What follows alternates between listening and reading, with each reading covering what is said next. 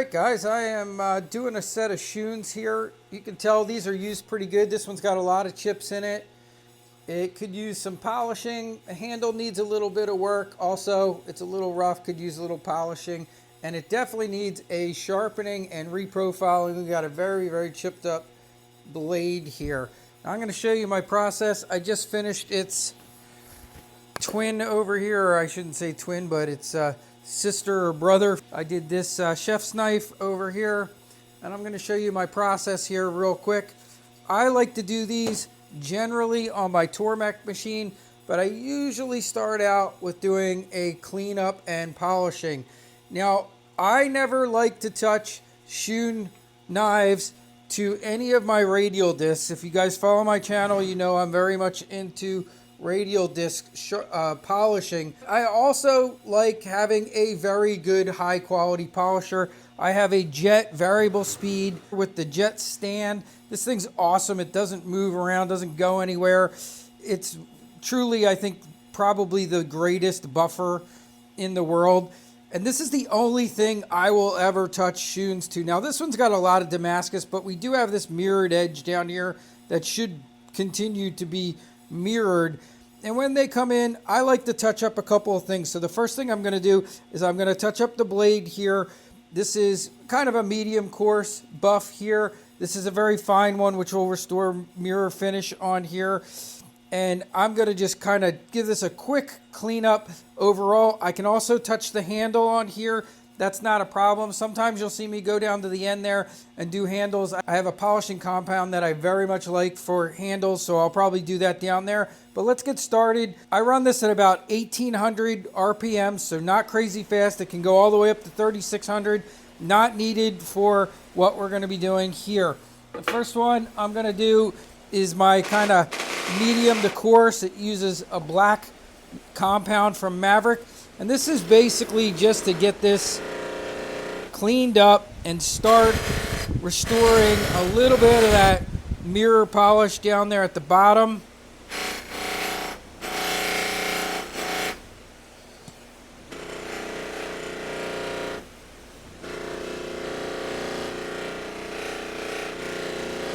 It will take a lot of the oxidation off and really make this start to look a lot better.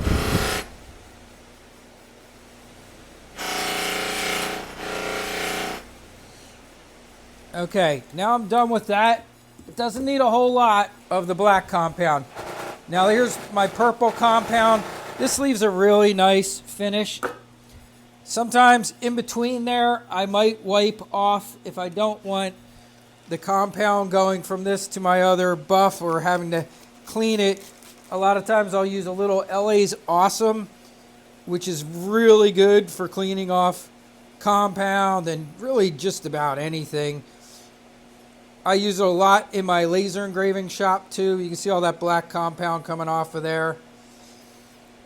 And I just don't want to transfer that over to my finer buff. Okay, so now the purple compound.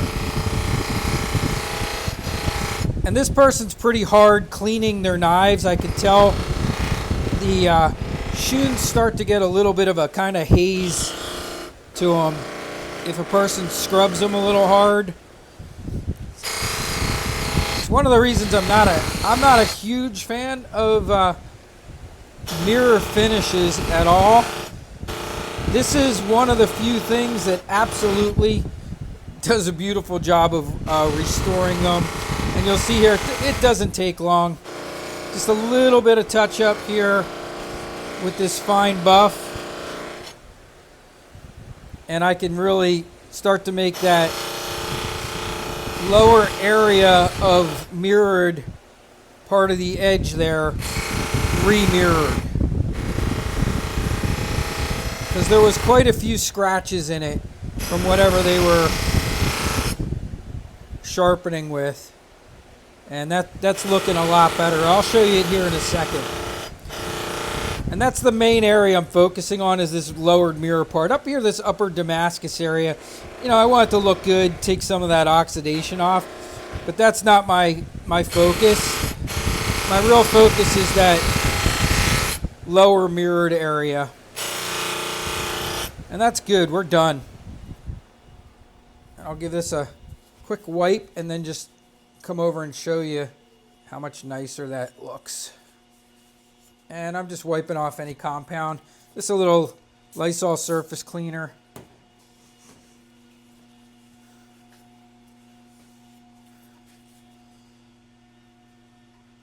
Let's see. It's so hard to sometimes show really shiny stuff on video. Yeah, we're getting lots of reflection, but we got a lot more, restored mirroring down here. That was kind of cloudy from someone scrubbing it in the kitchen. You have to be very gentle with these mirrored knives, otherwise you will hurt the finish. All right, so let's move on here. I'm gonna do the handle real quick. Not a whole lot to this. This is my favorite handle polish. Just has a little bit more oils in it and stuff for the woods. It's a very fine polish, but it does a beautiful job on your wood handles, even if they're highly finished. You can also hit the metal areas down here with it. It's not going to hurt it at all. You just got to clean it off. I did see a little area, looked like a little bit of rust up here,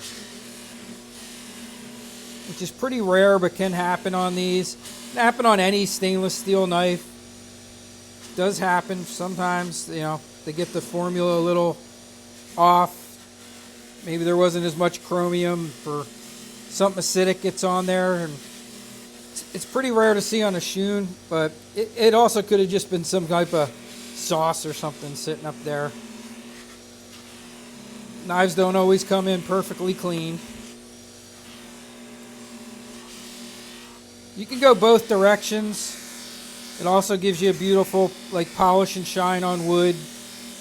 That's all we're doing here. Just kind of buffing that wood up, hitting the little end cap area.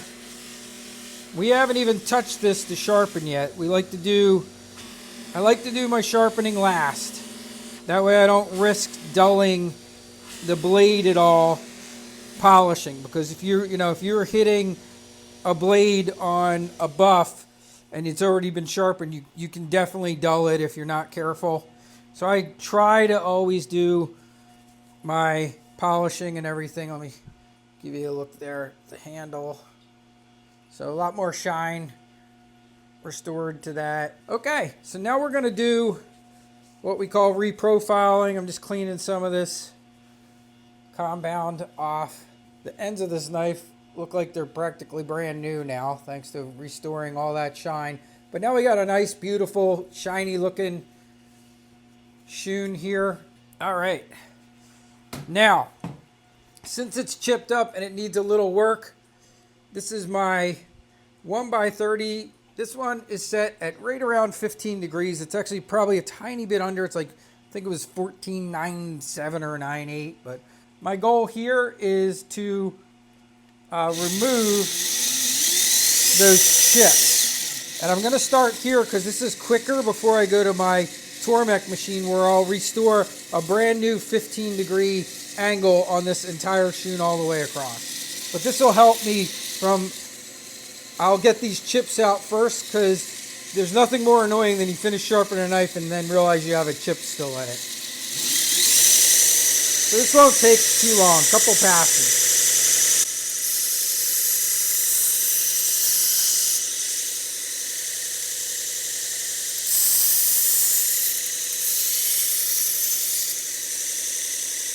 We got some pretty big and pretty deep chips in there.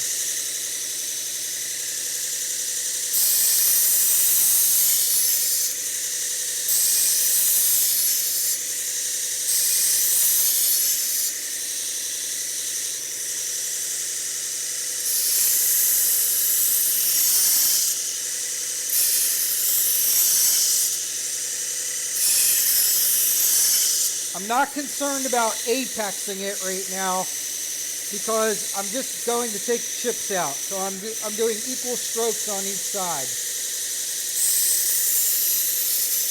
And as long as I'm seeing chips in here, I'm going to keep going. That light keeps falling on me here.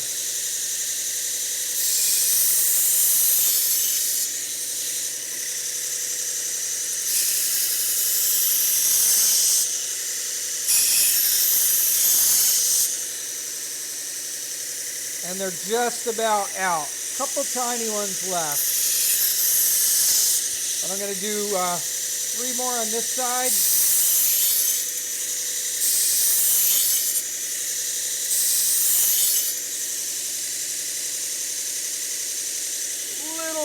Little bit there. Little tiny chip. But this last 3 strokes here on this side will probably just about get it out. But I also know that since I'm going to my Tormek next, it's okay if there's a tiny hint of them, because the Tormek's going to get the rest of it for me. All right, so I'll show you that. But those little microchips now, you can see they're all gone. Now we're going to put a premium edge back on them. And this is a Nakiri style knife. It's one of my wife's favorite knives. She loves these Nakiri style knives. They seem to be gaining a lot of popularity. I see a lot of people bringing them in, and a lot of people that are buying Japanese knives, they seem to come in with, one chef's knife and a Nakiri. Even a lot of the younger kids nowadays, I've been seeing a trend the last few years, like younger couples getting married. They're not getting big giant knife sets as much. What I see from the younger kids is they're getting a really nice chef's knife, like a Miyabi and a Nakiri, and then maybe like a smaller utility knife. And that's it. Yeah, they're not getting these big giant sets of knives as much anymore. Some do. But I've definitely noticed that. There's definitely this trend to have a higher quality, a couple knives. And in all honesty, most people end up with a few knives they really favorite. How often do you see a set of knives come in and you can easily pick out what's everybody's favorite knife in the set? All right, same thing here. I'm going to set this to 15 degrees. And the beauty of this, even though I'm using 3 machines, you can easily use one. I just do this for speed. You don't need 3. This Tormek angle setter is a joy to work with. My water's a tiny bit low in here. I get a little bit of evaporation overnight. I'm going to add just a little splash in there. Not a whole lot. I don't want to dilute my Tormek solution too much. Okay, and generally it's about 7 strokes.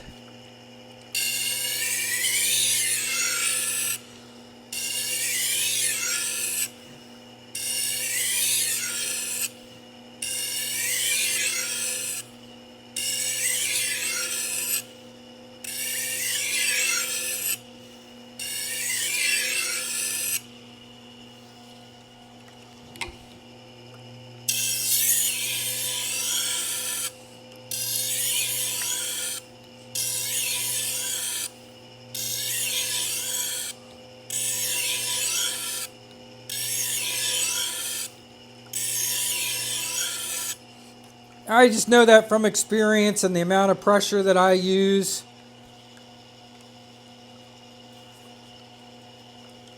And now I'm just taking a close look at it. I want to be sure I got any chips out or anything I might have missed. I am seeing a little hint still right here where there was a lot of chips. So I'm going to do some more on this heavier grit one, because I don't want to finish up and then find those chips are still there. So we're going to go for about 7 more on each side.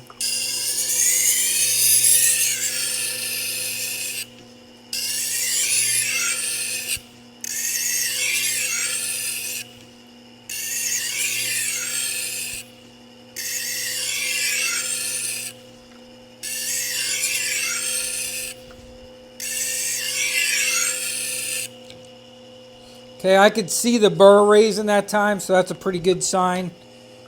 Sometimes you'll see a little reflection going across, and you'll know you apex the knife then too when you see that burr going back across your edge. I'm just now starting to see it.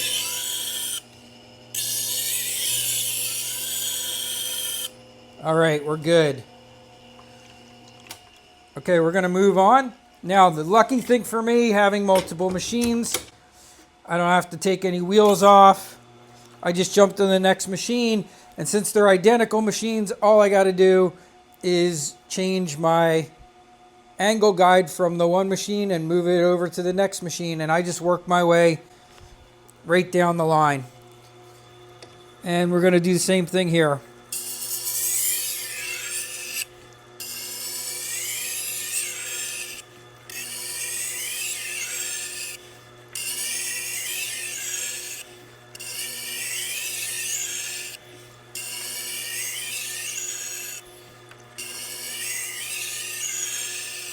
Now today I'm using diamond. These are the Tormek diamond wheels.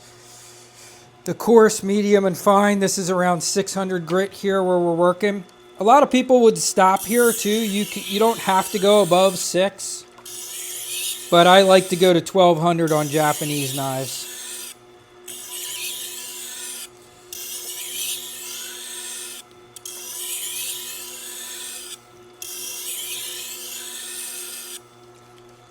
And again, I could see the burr going back and forth, so that's a good sign. Last one, so let's finish up here with 1200. Now, you can use CBN, you can use lots of different things. You don't have to use the Tormek wheels. I love CBN.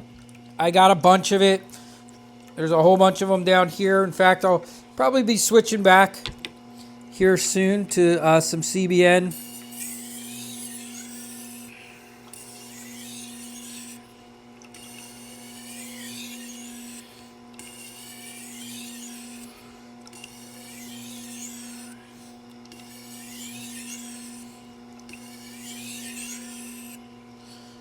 Just want to double check, make sure we got a camera frame going on there. Yeah, good, you can see me.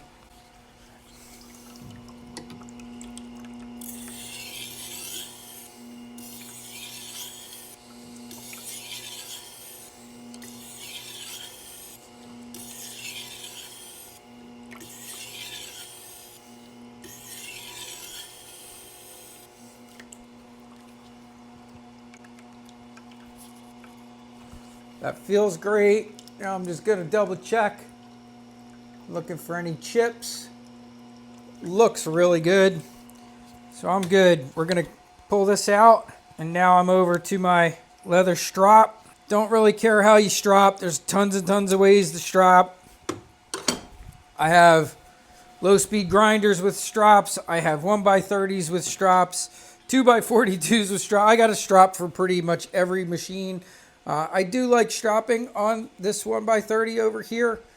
This one is a fun one. And I also, sometimes on Japanese knives, I will even double strop. So I might do one on a lower grit abrasive with a diamond spray and sometimes a higher diamond spray for just a few strokes. A little drop of water there, just getting that off. Don't want to wet my strap there with Tormek solution, but not that it really matters. Not that a little drop would hurt it.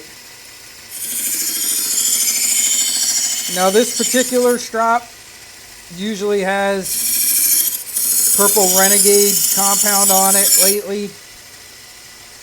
That feels great. I am going to hit it on this round leather strap over here that I tend to put a little bit higher 1 micron diamond spray on. Just as a little touch, little finishing touch. Yeah, that's it. It don't need any more. Now I'm just going to clean it off. This is isopropyl alcohol. I got Lysol surface spray. I got lots of different things that I used. I like all of them for cleaning. Isopropyl does a nice job of when you're really done, really making stuff shine. Looks beautiful. And it will help you get some of that compound off. The best thing for getting, if you got a lot of compound on a knife, the best thing is definitely LA's Awesome. It can be a little streaky though, so I usually like to finish with something else. So let's do a cut test here. We'll do a push test. Yeah, pushing beautifully. Let's do some little pushes. Again, the other day I saw a new creator out there. I don't love seeing this. Like, his cut test was just like, he was going like crazy speed. I'll show you what he was doing here. Let me come over in the camera. Now, to me, a slow test means a lot more, and I've showed you that. You know, a slow push cut, I want to see a knife push cutting. Especially a Japanese knife. I do not like when I see, you know, people doing this. And this is what I saw him doing. Yeah, that's, you know, is that cool? It looks cool, but keep in mind, when you add that much velocity or momentum and speed to something, it's going to cut a lot easier. It's not, the purpose of your cut test, let's always remember, is information for you, the sharpener. The reason I want to do that slow pull through, I'm feeling for chips. Is there a chip in this knife that I missed that I didn't see? The push cut tells me the level of sharpness. If a knife's push cutting, you know it's pretty incredibly sharp. Then the reason I do little pushes, because I want to check and see, is it push cutting in all these different areas on the knife, which kind of gives me an idea of what the entire blade looks like. Then I'll do that, you know, a final slice. And then, you know, if you want to impress your friends or your YouTube followers, sure, you can do the fast cuts, but don't forget the purpose of your paper cut test. It's not just like, hey, how fast can I look like, you know, the crazy chef cutting through paper. Its purpose is to tell you information. And this is why, like the other day, I talked about not wearing gloves because it reduces the feel. The feel of your cut test tells you everything about the quality of the sharpening you just did. I get way more information from doing a cut test than I ever do using a best tester. And I love the best tester. It's cool. But I use the best tester, and I've said this many times just as a reminder, to test new processes. If I want an actual analytical number. So say I go, hey, if I go up to, you know, 1 micron diamond spray on this leather, is it working better than if I use 3 micron diamond spray? And then I'll test the knife. I'll take a best test, see where the score is, then maybe try that new process, test it again. Did the score go down? Did it go up? That's where I find the best tester is really great, or trying out a new abrasive or a different type of, you know, belt that might come in. Is it giving me a better result than some other abrasive I'm using? I don't use the best tester for everyday sharpening. What was the results of this? My everyday go-to test, every knife gets it that leaves the shop, is the cut test, the paper cut test. It's cheap, it's simple, and it tells you far more information than anything out there as to how good your sharpening job was. Remember, always do your cut tests. And that's enough about cut tests. All right, let's move on.